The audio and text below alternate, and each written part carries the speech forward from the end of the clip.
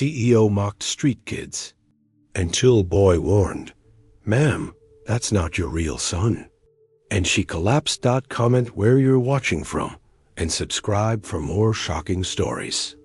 The golden chandelier cast its warm glow over the elegant dining room of Vos. Lo Bernardin, one of Manhattan's most exclusive restaurants.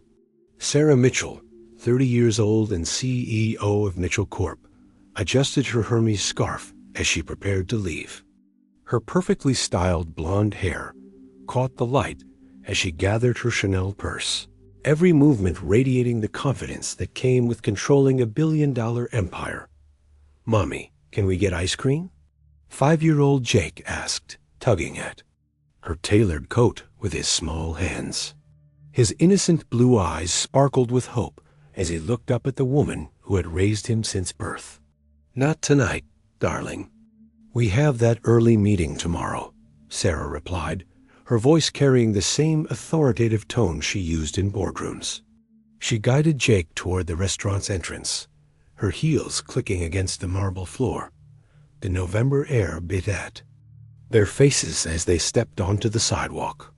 Snow had begun to fall, creating a magical winter scene that Jake watched with wonder. But Sarah's attention was focused on her phone, checking stock prices and responding to urgent emails. Please, just a little food?" The small, desperate voice made Sarah look up from her screen. Standing before them was a girl, no older than Jake, with tangled blonde hair and clothes that had seen too many cold nights. Her bright blue eyes held a haunting maturity that shouldn't belong to someone so young. "Get away from us," Sarah snapped, pulling Jake closer. "Don't you have parents to bother?" The girl, Lily, didn't move. Instead, she stared intensely at Sarah and at Jake, her expression growing more serious by the second. Something flickered in her eyes, like recognition, like she was seeing something others couldn't. "Ma'am," Lily said, her voice carrying an eerie certainty that made Sarah's blood run cold. "That's not really your son." The words hung in the frigid air like a curse. Sarah felt her heart skip a beat, her grip tightening on Jake's hand. Around them, the city continued its relentless pace, but for Sarah, time seemed to stop. "What did you say?" Sarah whispered, her voice barely audible above the traffic. Lily's piercing gaze never wavered. "He doesn't belong to you. I can see it. In his eyes, in yours. The truth is written there."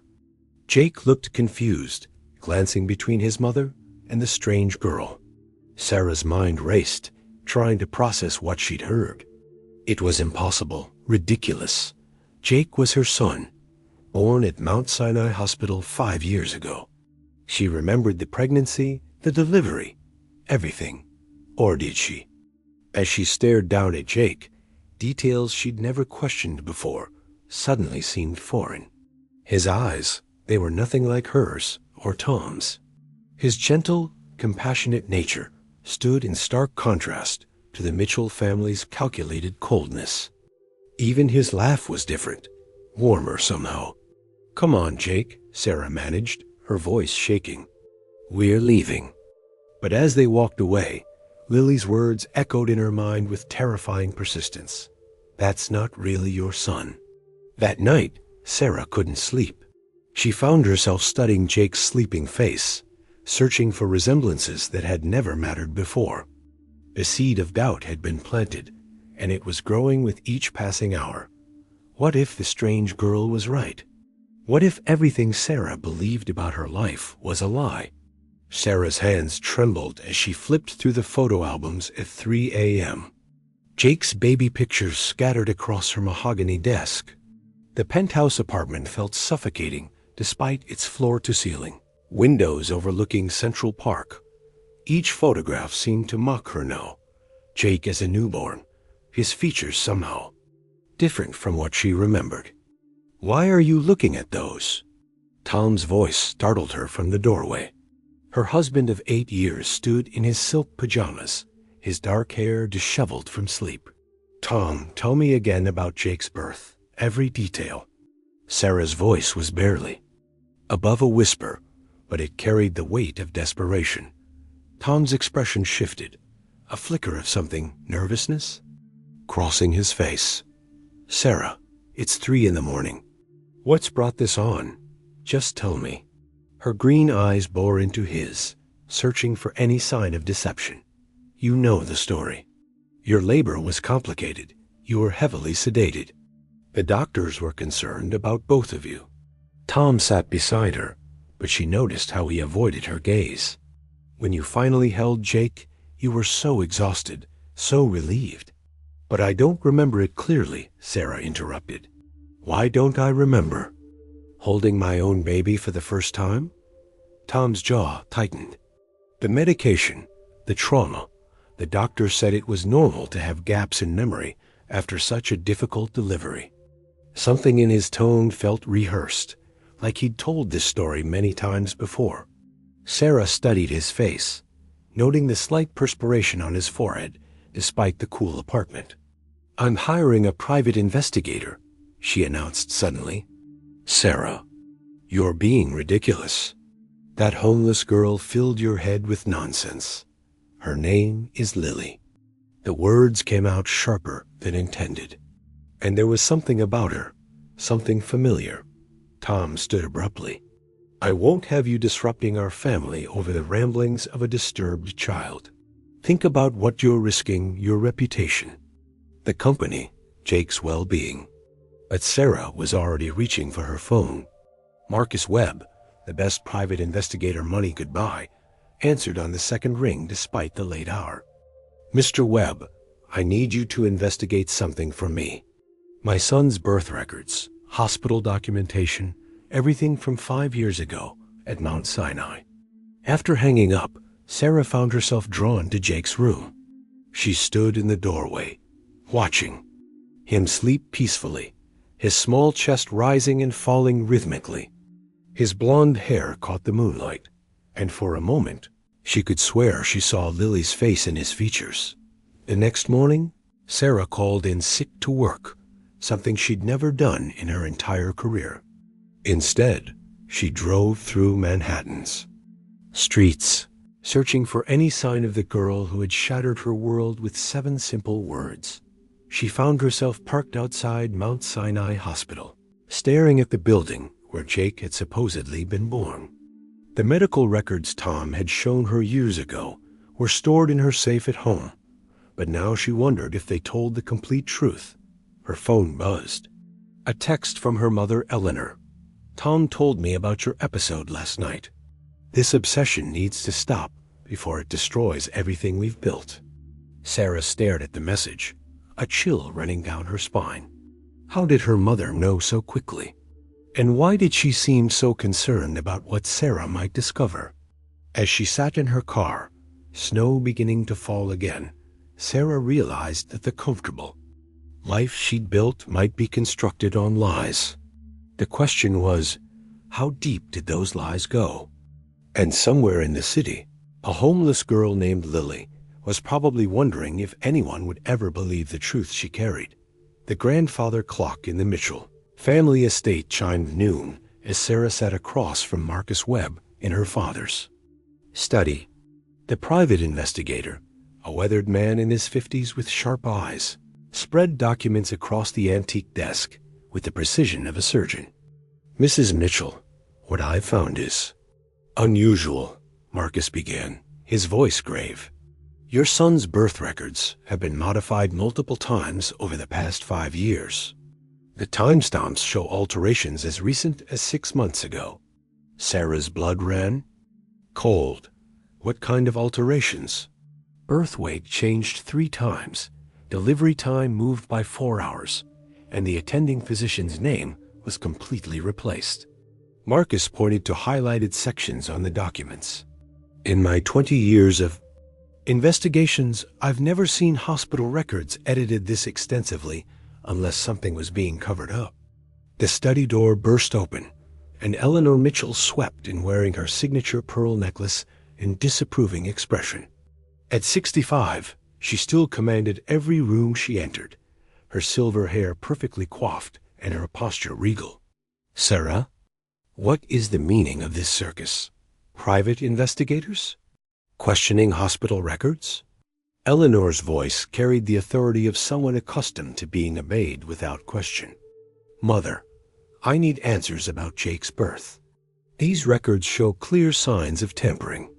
Charles Mitchell, Sarah's father, appeared behind his wife. At 70, he remained imposing despite his age, his steel-gray eyes reflecting decades of ruthless business decisions. Sarah, you're making a grave mistake, Charles said, his voice low and threatening. Some stones are better left unturned. What does that mean? Sarah stood, her voice rising. Are you saying there's something to hide? Eleanor and Charles exchanged. A look that lasted barely a second, but Sarah caught it. In that brief moment, she saw something she'd never noticed before. Guilt, fear, and a shared secret that bound them together. We're saying you're being foolish, Eleanor snapped. You have everything any woman could want. A successful company, a beautiful home, a loving family. Why would you risk destroying all of it over the words of some deranged street child? Because that deranged street child knew things she couldn't possibly know. Sarah's voice cracked with emotion. She looked at Jake like she recognized him. She looked at me like she knew my secrets. Marcus cleared his throat. Mrs. Mitchell, there's more. A hospital staff member who signed most of these documents. She died in a car accident 3 years ago. Very convenient timing. Eleanor's face went pale, and Charles stepped forward protectively. That's enough, Mr. Webb. You're no longer needed here. Actually, he is, Sarah said firmly, because I'm not stopping until I learn the truth. Eleanor moved closer to her daughter, her voice dropping to a dangerous whisper. Sarah, listen to me very carefully. You have always had everything you deserved. Don't throw it away now over paranoid delusions. The words hit Sarah like a physical blow. Everything I deserved? What does that mean? Mother? It means you should be grateful for what you have and stop asking questions that could hurt innocent people. Charles interrupted, but his voice lacked conviction. Sarah stared at her parents, seeing them clearly for perhaps the first time in her life. The way they stood together, united against her. The way they deflected rather than denied. The way Eleanor's hands shook slightly as she spoke. You know something, Sarah whispered. You both know something about Jake's birth, and you're terrified. I'll find out what it is. Eleanor's composure cracked just slightly. You're our daughter, Sarah. Everything we've ever done has been for your benefit, for the family's benefit. Trust us now. Trust you? Sarah laughed bitterly. When you're clearly lying to my face?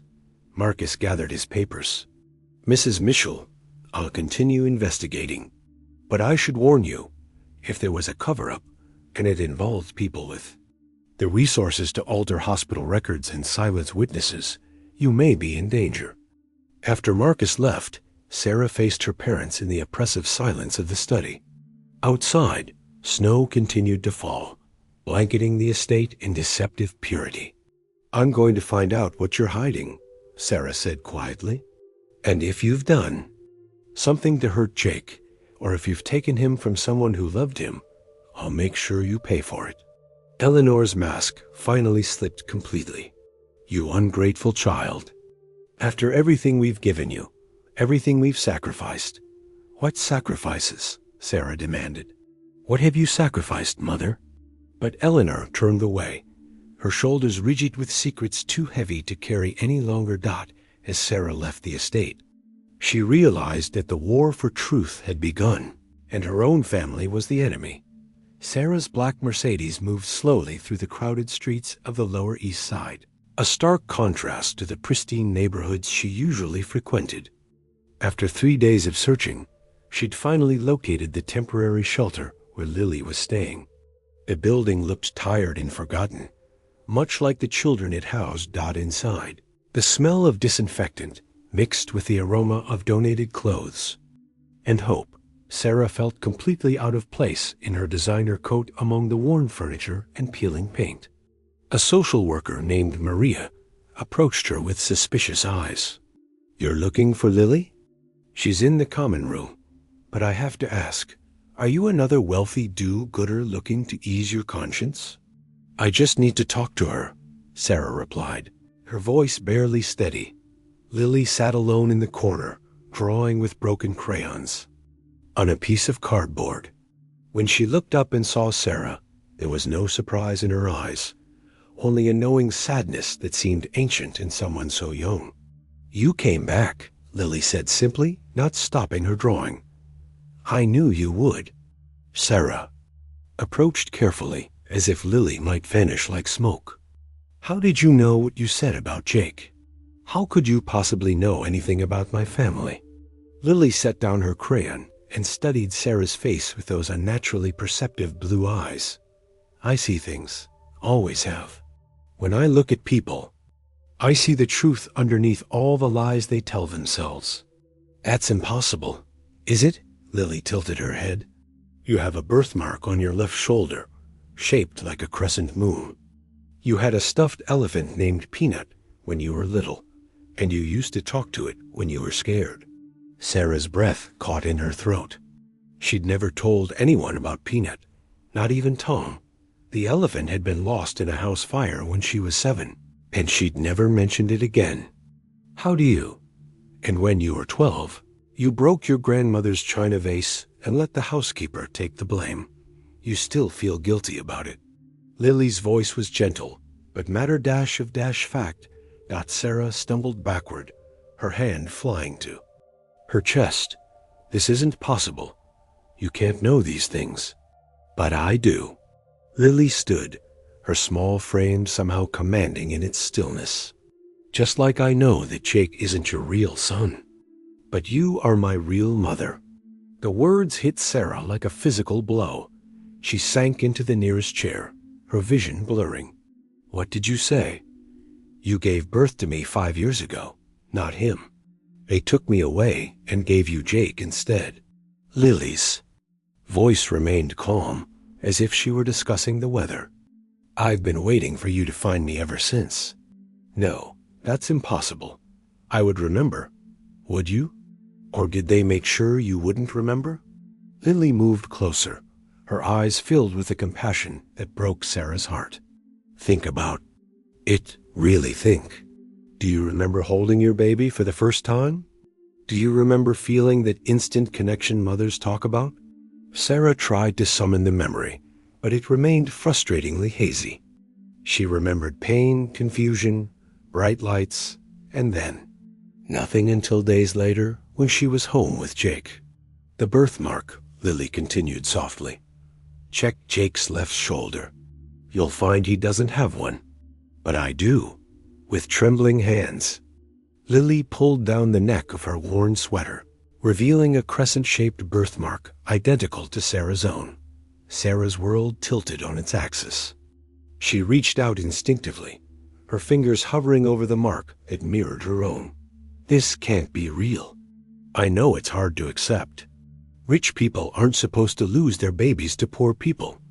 It's supposed to be the other way around." Lily's voice carried no bitterness, only truth. "But your family needed a boy to inherit everything. When you had a girl, they fixed the problem. My family would never, wouldn't they?" Lily sat beside Sarah, her small hand touching the woman's arm. "Think about how they acted when you started asking questions. Think about how scared they looked." Sarah felt the weight of realization crushing down on her. Every instinct told her this was impossible, but her heart recognized something in Lily that defied logic. The way the girl looked at her, the familiarity in her eyes, the inexplicable pull she felt toward this child. "If what you're saying is true," Sarah whispered, "then I've lost 5 years with my real daughter." "You lost them," Lily agreed. "But you found me now. The question is, what are you going to do about it?" Outside, sirens wailed in the distance, but inside the shelter, two hearts began the painful process of recognizing each other across a chasm of lies and lost time. Sarah looked into Lily's eyes and saw herself reflected there, not the polished CEO, but the wounded child who had never quite felt like she belonged in her own life. "I want to help you," Sarah said finally. Lily's expression didn't change. "People have wanted to help me before. They always leave when helping gets too hard." But something had shifted in Sarah's chest, awakening she couldn't ignore. This child, this remarkable, impossible child, was calling to something deep. In her soul, the truth was terrifying, but it was also liberation. Marcus Webb's hands shook slightly as he placed the final piece of evidence on Sarah's kitchen table.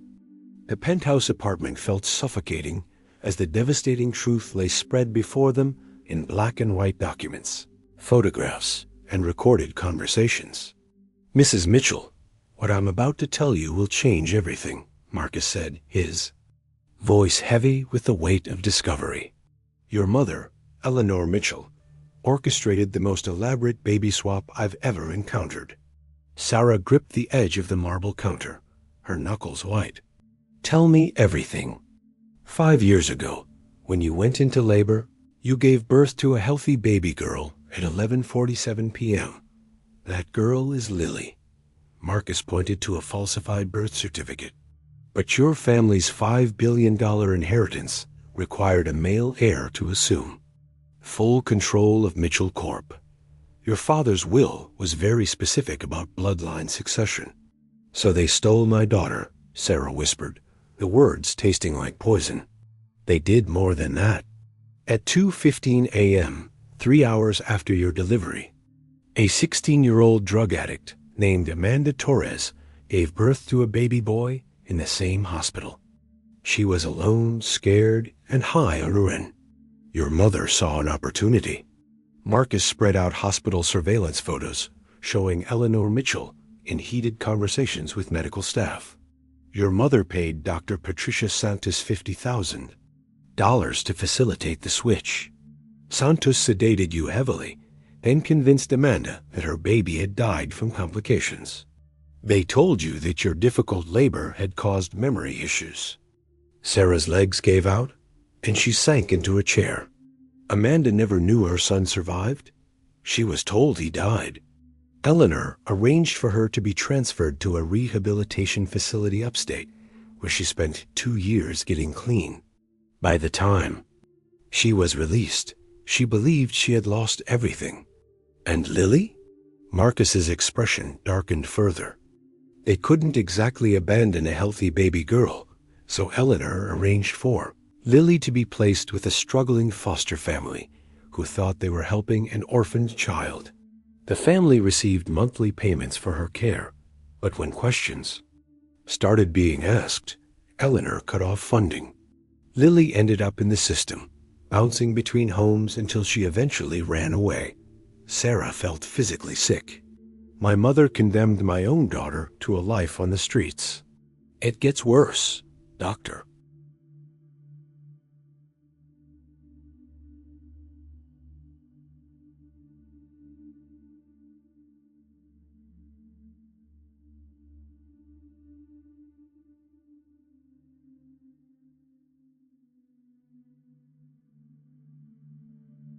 Santos started demanding more money to keep quiet.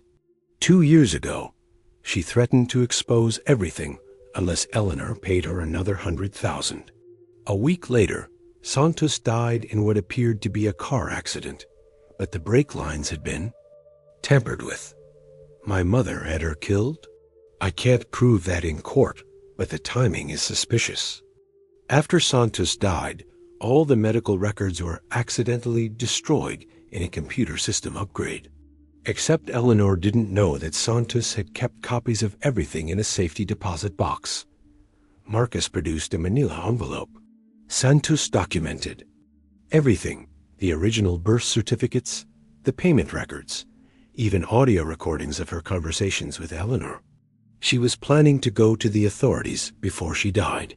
Sarah opened the envelope with trembling hands, finding photos of herself holding a baby girl in the delivery room, photos she'd never seen before.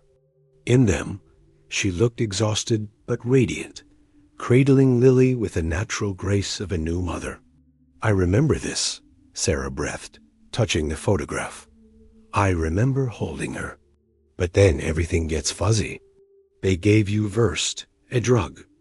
That causes temporary amnesia.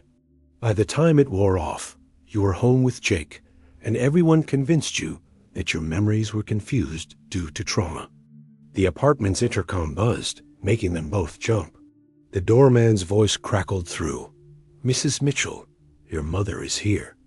She says it's urgent." Sarah looked at Marcus, fear and fury warring in her eyes. She knows.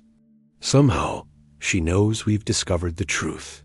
Heavy footsteps echoed in the hallway, followed by the sharp click of Eleanor's heels. The front door opened. Eleanor still had a key, and she swept into the kitchen like an avenging angel in Chanel. "Sarah, we need to talk. Immediately." Eleanor's eyes fell on the documents spread across the table, and her composed mask finally cracked. "Marcus Webb, I should have known. How much is she paying you to fabricate this ridiculous story?" "It's not fabricated, Mother." Sarah stood slowly, her voice deadly calm. "You stole my daughter and gave me someone else's son. You condemned Lily to a life of poverty and abandonment while I raised Jake, never knowing the truth." Eleanor's jaw tightened. "I did what was necessary for this family.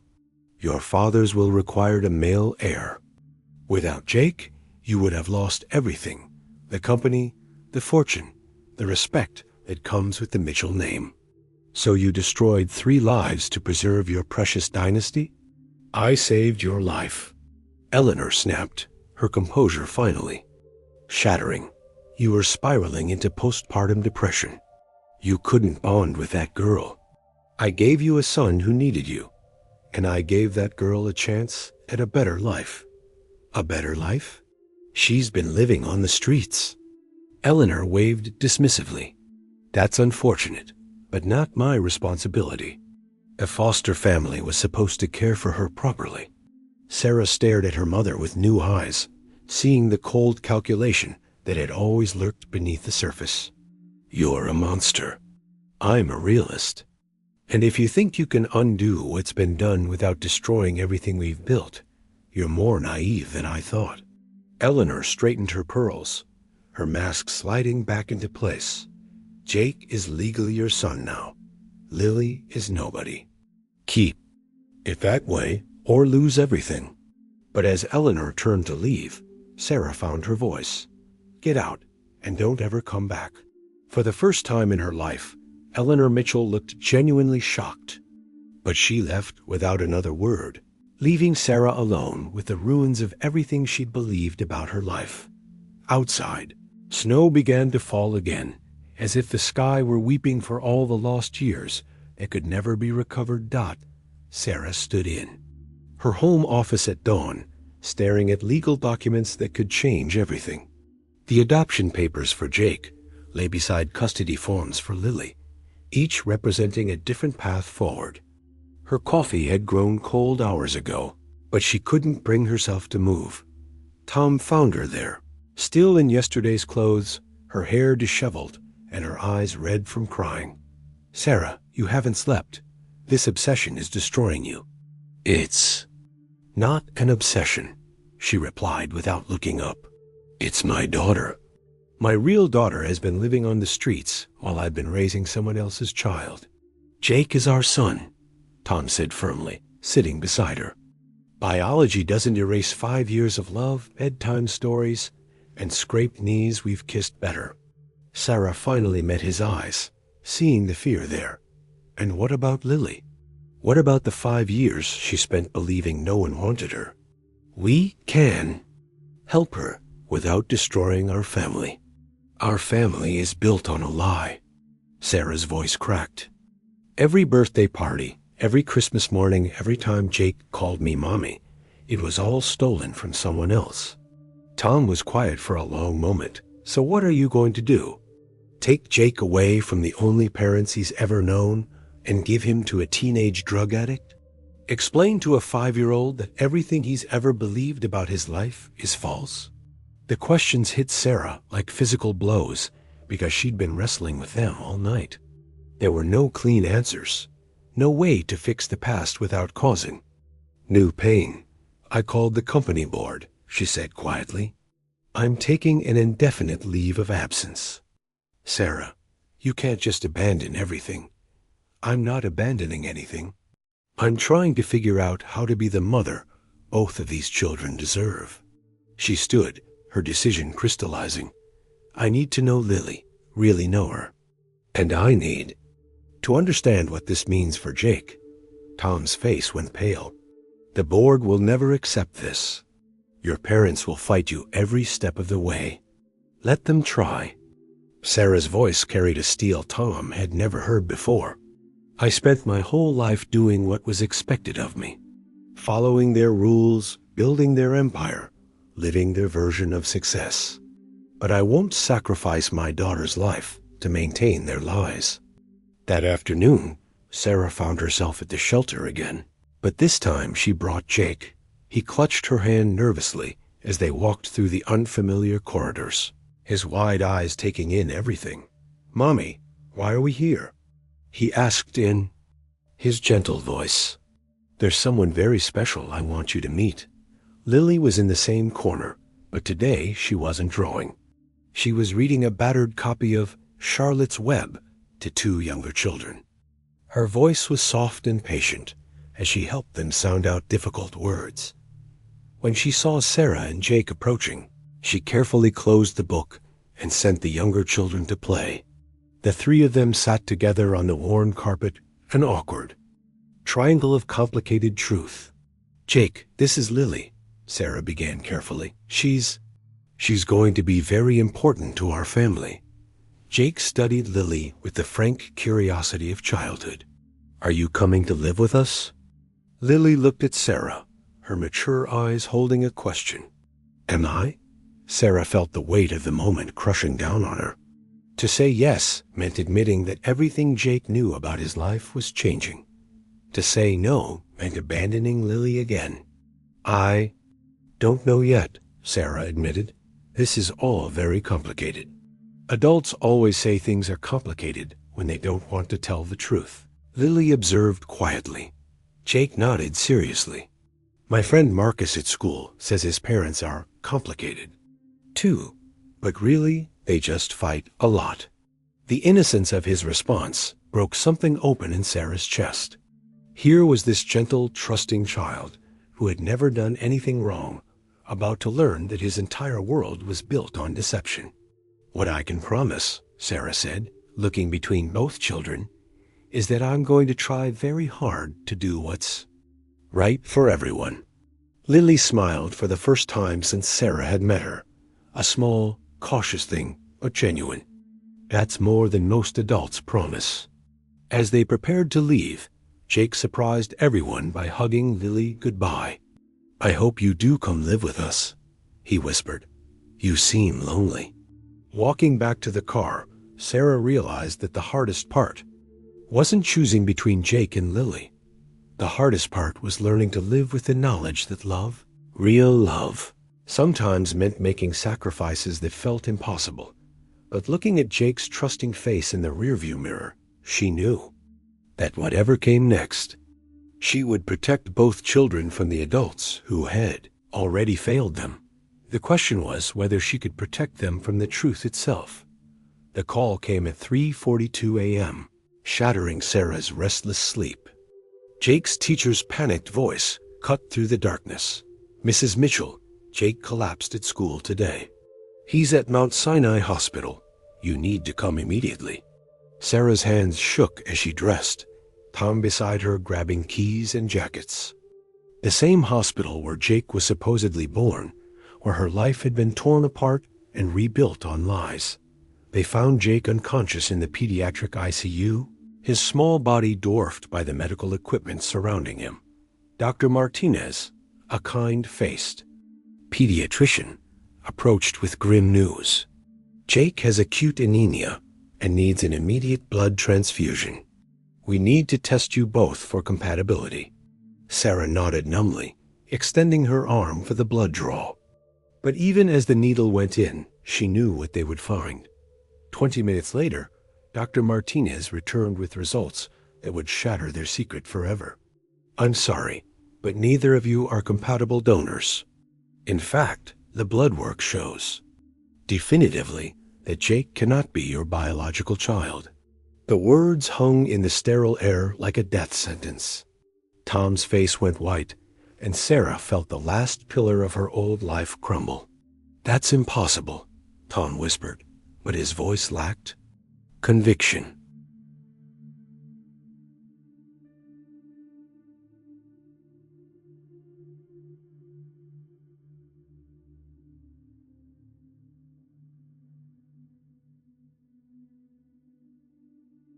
The blood types are conclusive. We'll need to find alternative donors immediately. Dr. Martinez paused, studying their faces. Is there anything else I should know about Jake's medical history? Before Sarah could answer, she heard familiar footsteps in the hallway. Lily appeared in the doorway, her small frame silhouetted against the bright hospital lights. She must have heard about Jake somehow. The city's homeless network was surprisingly efficient at spreading news. Is he okay? Lily asked, approaching Jake's bedside with genuine concern. What's she doing here? Tom demanded, but Sarah silenced him with a look. He needs blood, and we can't give it to him, Sarah explained quietly. Lily studied Jake's pale face, then looked at the medical team. Test me. Sweetheart, you're too young to donate, Dr. Martinez said gently. Not to donate, to match. Lily's voice carried that eerie certainty again. I think we might be compatible. Dr. Martinez looked confused, but Sarah nodded for him to proceed. The blood draw took only minutes, but the wait felt eternal when Dr. Martinez returned. His expression was bewildered. This is extraordinary. Not only is she compatible, but the blood work suggests a close familial relationship. Are you related to this child? Sarah looked at Lily, then at Jake's unconscious form, feeling the walls of secrecy finally crumbling. Completely. Yes, she's my daughter. The admission hung in the air like a confession. Tom stared at Sarah in shock, while hospital staff whispered among themselves. By morning, the story would leak to the media. The wealthy CEO, whose son turned out not to be her biological child. But as they arranged for Jake to receive blood from a donor bank, Sarah watched Lily holding Jake's hand with the tenderness of a sister protecting her brother. Despite everything that had been taken from her, this remarkable child still had enough love in her heart to care for the boy who had unknowingly taken her place. Thank you, Sarah whispered to Lily. He's innocent in all this, Lily replied simply. Just like I was. Outside, reporters were already gathering, drawn by whispers of scandal surrounding the Mitchell family. The careful facade Eleanor had constructed was beginning to crack, and the truth was seeping through like water through a damp dot. But inside the hospital room, 3 lives hung in the balance. 2 children caught in the crossfire of adult deceptions, and 1 woman finally ready to face the consequences of her family's crimes. Jake stirred slightly, his eyes fluttering open to see Sarah, Tom, and a girl he barely knew all watching over him with love. Mommy? He whispered weakly. I'm here, baby, Sarah replied, not sure if she had the right to use that word anymore, but unable to stop herself. The media frenzy outside their penthouse was relentless. Sarah watched from her window as reporters camped on the sidewalk. There, cameras trained on every entrance. The Mitchell Corp scandal had become front-page news. CEO's secret. Raised wrong child for 5 years. But inside the apartment, a different story was unfolding. Jake sat at the kitchen table, carefully coloring, while Lily helped him with the difficult parts. His recovery had been swift once he received proper treatment, and he seemed remarkably unbothered by the upheaval surrounding them. Lily, can you teach me how to draw birds like you do? Jake asked, his voice filled with admiration. Sure, but first you have to really look at them. See how their wings curve? How their eyes are always watching? Lily guided his small hand across the paper. Everything beautiful comes from paying attention. Sarah watched from the doorway, struck by Lily's natural wisdom. In just a week of living with them, the girl had shown a maturity that humbled her. Lily helped with dishes without being asked, read to Jake every night, and never complained about the simple meals Sarah was learning to cook. "I've never made mac and cheese from a box before," Sarah admitted, reading the instructions on the package with scientific precision. "It's easier than running a corporation," Lily observed with a small smile. "Less people to disappoint if you mess up." Tom had been struggling with the adjustment. He loved Jake fiercely and was slowly warming to Lily, but the constant media attention was wearing on him. "Sarah, the board is demanding answers. Stock prices are falling. Your parents are threatening legal action." "Let them threaten," Sarah replied, stirring the pasta. "I won't let them destroy these children's lives any more than they already have." That evening, Sarah found herself doing something she'd never imagined, sitting on the floor of Jake's room, teaching both children how to play a simple card game. Her manicured nails were chipped, her designer clothes replaced with comfortable jeans, but she felt more present than she had in years. "Lily, tell me about when you lived on the streets," Sarah said gently. "I need to understand what you went through." Lily was quiet for a moment, arranging her cards. "I learned that most people only see you if they want something from you. I learned to be invisible when it was safer, and visible when I needed help. I learned that kindness is rare, so when you find it, you hold on to it. Were you scared? Every day? But I was also free. No one could lie to me about who I was supposed to be." Lily looked directly at Sarah. "I always knew I belonged somewhere else. I just didn't know where." Jake crawled into Sarah's lap, his warmth grounding her. "Mommy, are you sad that I'm not really your son?" The question pierced Sarah's heart. She held him tighter, choosing her words carefully. "Jake, love isn't about blood. You are my son because we chose each other. That will never change? And Lily is my sister now?" Sarah looked at Lily, who was watching them with those ancient eyes. "If she wants to be, I want to be," Lily said simply. "I've been alone for so long, I forgot what it felt like to have a family." Later that night, Sarah tucked both children into Jake's room. They had asked to sleep in the same space, finding comfort in each other's presence. As she turned off the light, she heard Lily whisper, "Jake, are you happy I'm here?" "Yeah," came his sleepy reply. "You make the best shadow puppets." Sarah stood in the hallway, tears streaming down her face. In 1 week, her carefully constructed life had crumbled, but something beautiful was rising from the ruins. She was learning to be present, to listen, to find joy in simple moments. Her phone buzzed with another threatening message from Eleanor, but Sarah deleted it without reading it fully. Tomorrow would bring new challenges, more legal battles, more attempts to tear their unconventional family apart. But tonight, 2 children who had been separated by lies were finally home together, and that was worth more than any fortune the Mitchell Empire could offer. The black sedan had been following them for 3 days. Sarah first noticed it outside Jake's school, then again at the grocery store, and now it was parked across from the shelter where she volunteered with Lily every Saturday morning. "We need to leave, now." Sarah grabbed Lily's hand, her voice tight with fear. "What's wrong?" Lily asked, but she was already moving, her street instincts sharp. Sarah's phone rang as they hurried toward the exit. Marcus Webb's voice was urgent. "Sarah, I intercepted communications from your mother's security team. She's hired people to relocate Lily permanently. They're moving tonight." The blood drained from Sarah's face. "What kind of people?" "The kind who make problems disappear.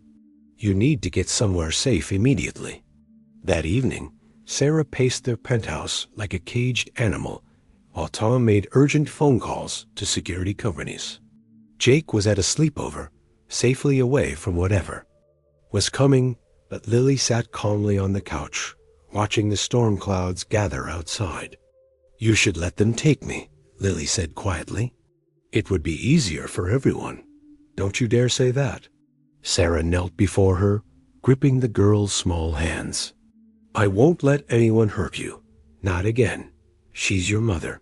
The money, the company, it's all yours if I just disappear. Listen to me." Sarah's voice broke with emotion. "I spent 30 years being the daughter Eleanor wanted me to be. Perfect, obedient, focused only on success. But I was miserable, and I didn't even know why. You know why? Because I was living someone else's life." Thunder crashed outside as the storm intensified. Lily's eyes never left Sarah's face. "When I look at you, I see myself. Not the polished version my parents created, but the real me.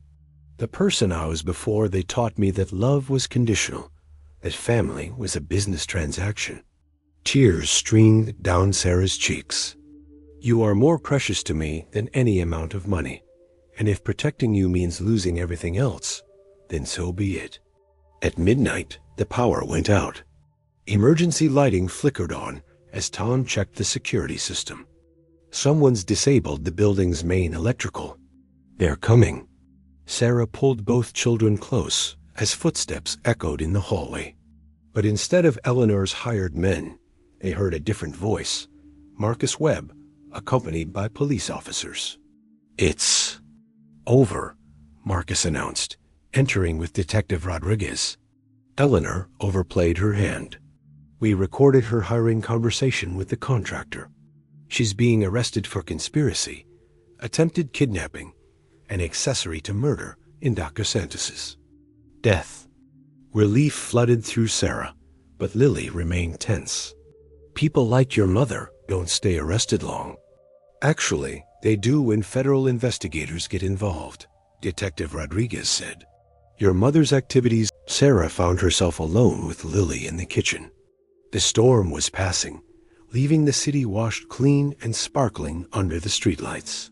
"I need to tell you something," Sarah said, her voice barely above a whisper. "Before I met you, I thought love was about control, about having perfect children who reflected well on the family name. I thought being a mother meant molding someone into what I wanted them to be." Lily listened silently, her young face serious. "But you've taught me that real love means seeing someone exactly as they are and choosing them anyway. You've shown me that strength isn't about dominating others. It's about surviving impossible circumstances and still having kindness left in your heart." "I was so angry for so long," Lily admitted. "Angry at the world, at God, at the parents I thought had abandoned me. But now I understand that sometimes people do terrible things because they're scared, not because they're evil." "Are you talking about Eleanor?" "I'm talking about you." Lily's words were gentle but honest. "You were scared of not being perfect, so you built walls around your heart. But you're tearing them down now. That takes courage." Sarah pulled Lily into her arms, feeling the girl's small body finally relax completely.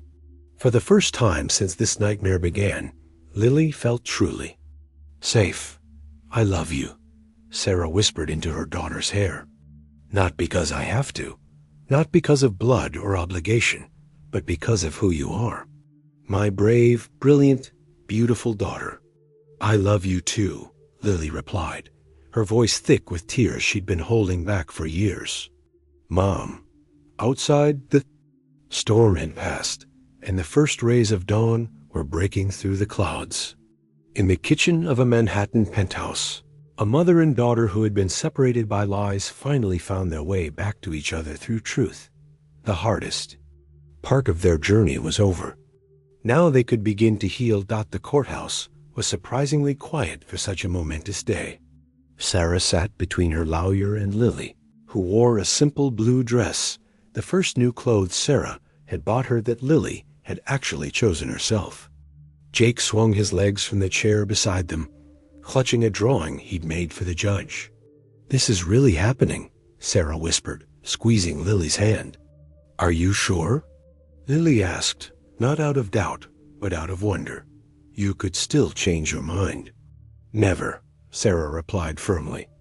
Judge Harrison, a kind woman in her 60s, smiled at them from the bench. "Miss Lily, do you understand what adoption means?" "It means she chooses to be my mom forever, even though other people think it's complicated." Lily's voice was clear and strong. "And Mrs. Mitchell, you understand that this adoption makes Lily your legal daughter with all the rights and responsibilities that entails?" "I understand completely, Your Honor.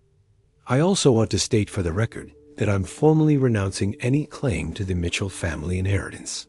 I want Lily to grow up knowing that our family is built on love, not money." The gavel came down with finality. "Congratulations, Lily Mitchell. You are now officially adopted." Jake jumped up, presenting his drawing to the judge. "I made this for Lily. It's our whole family as superheroes." That evening, they had dinner at a modest restaurant. Nothing fancy, just a family. Celebrating together, Tom raised his glass of soda in a toast. "To new beginnings and the family we've chosen." "To truth," Sarah added, clinking her glass against theirs. "To not being alone anymore," Lily said quietly, but with a smile that lit up her entire face. Back home, Sarah tucked both children into bed. Jake had insisted they continue sharing his room, claiming that families should stick together. As she read them a bedtime story, Sarah marveled at how natural this felt, how right it felt to be exactly where she was. "Mom?" Lily said as Sarah turned off the light. "Yes, sweetheart?" "When I was little and living in those foster homes, I used to dream about having a mom who would read to me every night. I thought it was just pretend. It's not pretend anymore." "I know. That's the amazing part." Later, Sarah found herself in her home office, but instead of corporate reports, she was researching nonprofits focused on children's welfare. A new plan was forming, a way to use her business skills for something that mattered. Tom found her. There, still in her courthouse dress, but with her hair down and her makeup gone. "You look different," he observed. "I feel different. For the first time in my life, I know exactly who I am and what I want to do. And what's that? I want to be the mother Lily deserves. I want to make sure Jake never doubts how much we love him, and I want to help other families who've been torn apart by people like Eleanor." Tom sat beside her, taking her hand. "The board accepted your resignation today. Stock prices actually went up when they announced your departure." Sarah laughed, genuinely amused. "Apparently, I was holding them back. Or maybe they realized that some things are more important than profit margins." Through the window, Sarah could see the city lights twinkling like stars. Somewhere out there, other children were waiting for someone to see them, to choose them, to love them unconditionally. She had spent 30 years climbing a ladder that led nowhere. Now, finally, she was exactly where she belonged, in a modest apartment with 2 children who had taught her that the richest life wasn't measured in dollars. But in moments like these, tomorrow would bring new challenges. But tonight, Sarah Mitchell was finally complete. 6 months after the adoption, the Mitchell family had created a life that would have been unrecognizable to Sarah's former self. Their Sunday morning routine now began with pancakes made from scratch, a skill Lily had taught Sarah after declaring that boxed mix doesn't count as real cooking. "Jake, stop trying to flip them too early," Lily laughed, guiding his small hands on the spatula. "Patience is the secret ingredient." Sarah watched from the kitchen island, sipping coffee from a chipped mug Jake had painted for her. The penthouse had been traded for a comfortable brownstone in Brooklyn, and somehow the smaller space felt infinitely larger than their old home. "Mom, Can we visit the shelter today? Lily asked, expertly flipping a perfect golden pancake. I promised Maria I'd help with the new kids. Of course. But first, let's talk about your art classes. Sarah had discovered Lily's extraordinary talent for drawing during one of their quiet evenings together. The girl could capture emotions on paper in ways that took Sarah's breath away. Now, 3 afternoons a week, Lily attended classes at the Brooklyn Academy of Arts. I love the classes, Lily said, plates balanced expertly in her hands. But I love helping other kids more. They need to know that someone sees them. Jake nodded seriously. Like how you saw us, right, Mom? The simple wisdom of her children never ceased to amaze Sarah. Exactly like that.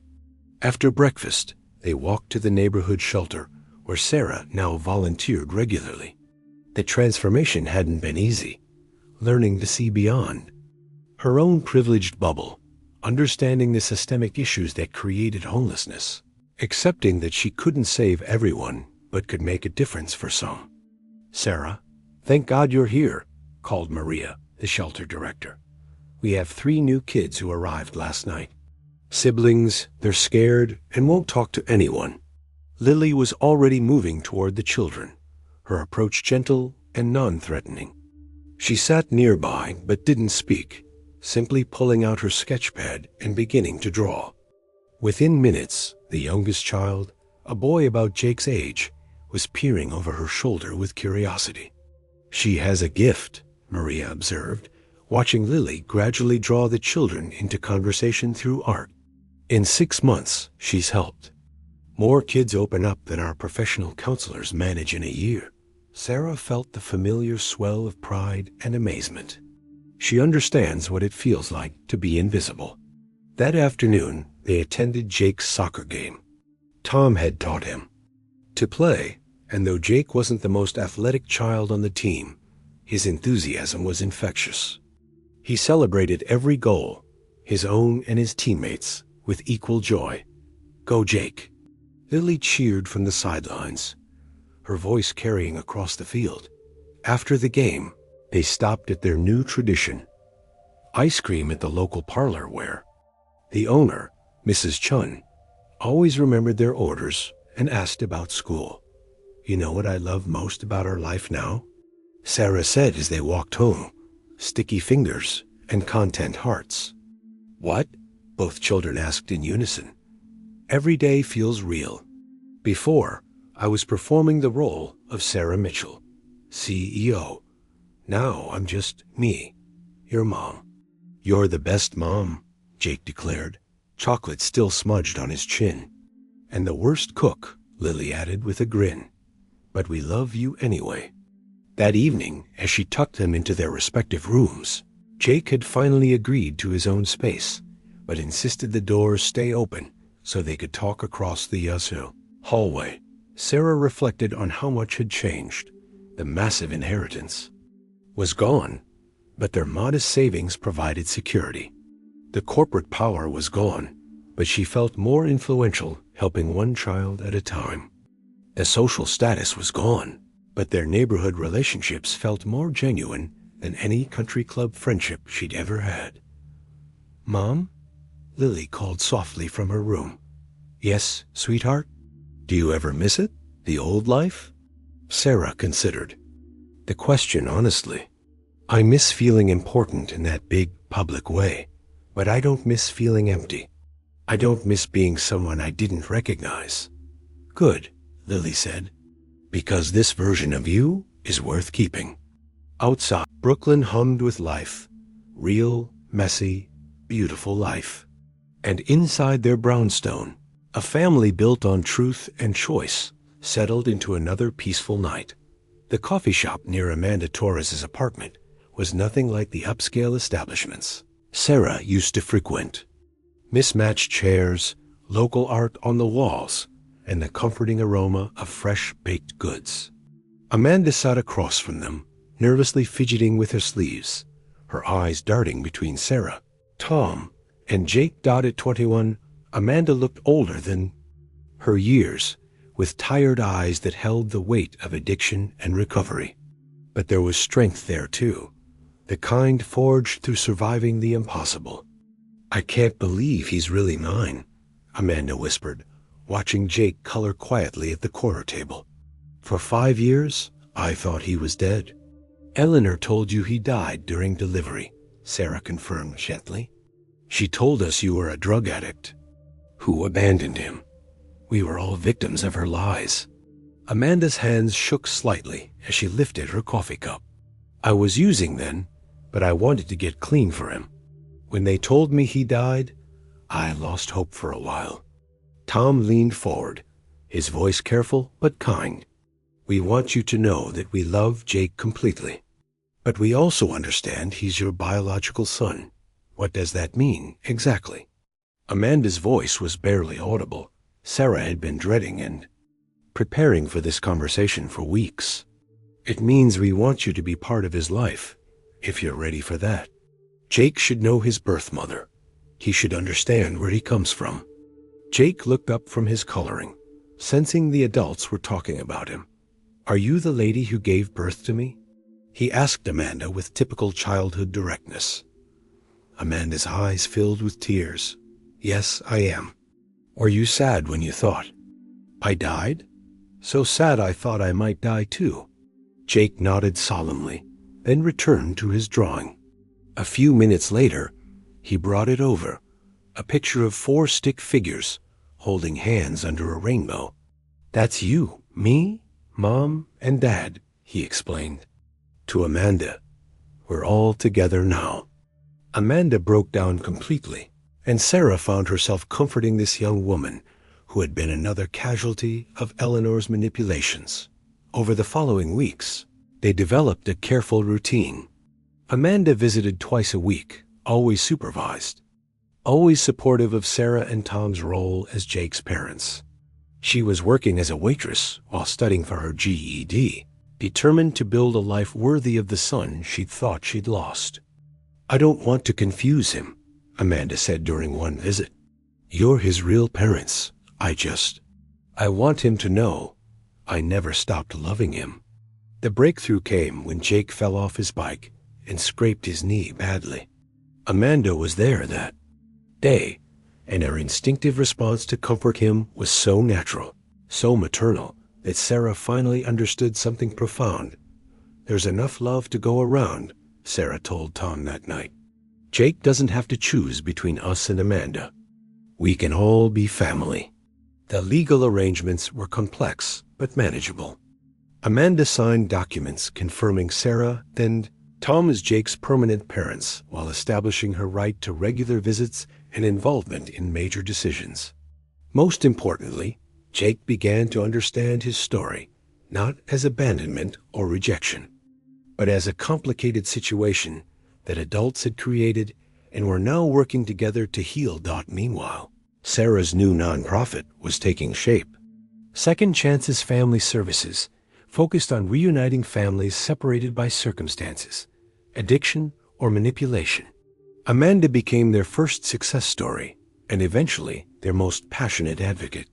"Mrs. Mitchell," Amanda said during one board meeting, "you gave me back my son and my hope. But more than that, you showed me that family isn't about biology or legalities. It's about choosing to love someone every single day." Lily, now thriving in her art classes and volunteer work, had become Jake's fiercest protector and Amanda's gentle friend. "She reminds me of myself," Lily told Sarah. "Someone who lost everything but kept fighting." The 4 adults, Sarah, Tom, Amanda, and eventually Amanda's sponsor Maria, created an unconventional but loving support system around Jake. He flourished under the attention, growing more confident and secure as he understood that multiple people loved him and wanted what was best for him. "Look what we built," Sarah mused one evening, watching Jake show Amanda his latest school project while Lily helped them both with the presentation. "We didn't build it," Tom corrected gently. "We just stopped tearing it down." In the corner, Jake was explaining to Amanda how families could be any shape they needed to be, using his wooden blocks to demonstrate. His innocent wisdom, born from his unique experience, would someday help other children understand that love multiplies rather than divides. The circle had expanded, and everyone belonged. The community center had never hosted a party quite like this one. Balloons in every color imaginable hung from the ceiling, and tables overflowed with homemade food brought by families from the shelter, the neighborhood, and Jake's school. It was Lily's 10th birthday, her first real celebration. "I can't believe you did all this," Lily whispered to Sarah, her eyes wide with wonder as she took in the room full of people who had come to celebrate her. "You deserve to be celebrated every single day," Sarah replied, adjusting the simple crown of flowers Lily had chosen instead of a traditional birthday hat. The guest list would have horrified the old Sarah. Formerly homeless children, struggling, single mothers, Amanda and her sponsor, shelter workers, and Jake's soccer team. But watching Lily move through the crowd, hugging friends and introducing everyone to each other, Sarah knew this was exactly right. That Jake had appointed himself as Lily's official party assistant, proudly showing guests to the snack table and explaining to anyone who would listen that, "My sister used to live on the streets, but now she's the smartest person I know." Speech. "Speech," called out Marcus, Lily's favorite kid from the shelter. Lily climbed onto a chair, suddenly shy but determined. "A year ago, I thought birthdays were just another day when you had to find food and a safe place to sleep. I thought families were something that happened to other people." The room grew quiet, even the youngest children sensing the importance of her words. "But I learned something important. Family isn't about where you come from. It's about where you choose to belong. And I chose to belong here with all of you." She looked directly at Sarah. "Mom taught me that love isn't about being perfect. It's about being seen and accepted exactly as you are." Sarah felt tears streaming down her face as the room erupted in applause. Later, as they cleaned up paper plates and deflated balloons, Amanda helped stack chairs while Jake carefully saved every drawing Lily had received. "You know what I love most about today?" Lily asked, folding thank you notes from her friends. "What's that, birthday girl?" Tom replied, wrestling with a stubborn balloon. "Everyone here has a story. Some are sad, some are scary, some are beautiful. But we're all here together, and that makes every story better." Amanda nodded, understanding exactly what Lily meant. "When I was using, I thought my story was over. But really, it was just beginning." As they walked home through the Brooklyn streets, Jake between Sarah and Tom, Lily beside Amanda, they looked like any ordinary family. But they were extraordinary in their ordinariness, proof that love could rebuild what lies had torn apart. "Next year," Jake announced, "we should have it in the park so even more people can come." "Next year," Lily agreed, and every year after that. The party had been more than a birthday celebration. It was a declaration that they had not just survived Eleanor's manipulations. They had created something beautiful from the wreckage. In the distance, church bells chimed 10 o'clock, marking not just the end of a perfect day, but the beginning of a lifetime of celebrations built on truth, choice, and unconditional love. They were home. 2 years had passed since that first devastating encounter with Lily on the snowy street. Sarah stood in her new office, modest compared to her old corporate suite, but filled with photos of children who had found families through Second Chances Family Services. The walls told stories of redemption rather than profit margins. "Mrs. Mitchell, the Henderson family called," her assistant Jennifer announced. The reunification was successful. 3 siblings back together after 18 months of separation. Sarah smiled, marking another success on her board. 47 families reunited in 2 years.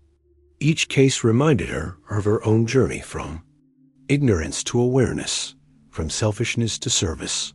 Lily burst through the door, her art portfolio under her arm, and paint still under her fingernails. At 12, she had grown taller but maintained that unique combination of wisdom and wonder that defined her. "Mom, look what I painted today." She unrolled a canvas showing children of different ages and backgrounds playing together in a garden. "It's for the new shelter opening next month." "It's beautiful, sweetheart. You've captured something special there." "I painted what I see when I look at our family. All different, but growing in the same soil." That evening, their dinner table included Amanda, who now lived nearby and joined them twice a week. Jake, now 7, chattered about his day while helping Amanda with her college homework. She was studying social work, inspired by her own experience.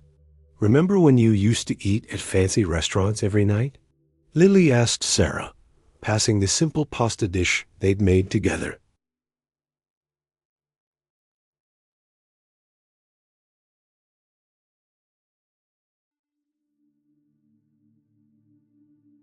"I remember feeling hungry even when I was full," Sarah replied. "Now I feel satisfied even when dinner is just spaghetti and conversation." Tom raised his water glass. "To the woman who chose truth over comfort, love over legacy." "To the children who taught me what real wealth looks like," Sarah responded out after dinner. She tucked Jake into bed and found Lily reading in her room. The girl had devoured every book about family psychology and child development she could find, determined to help other kids the way Sarah had helped her. "Mom," Lily said, closing her book, "do you ever wonder what would have happened if I hadn't approached you that night?" Sarah considered.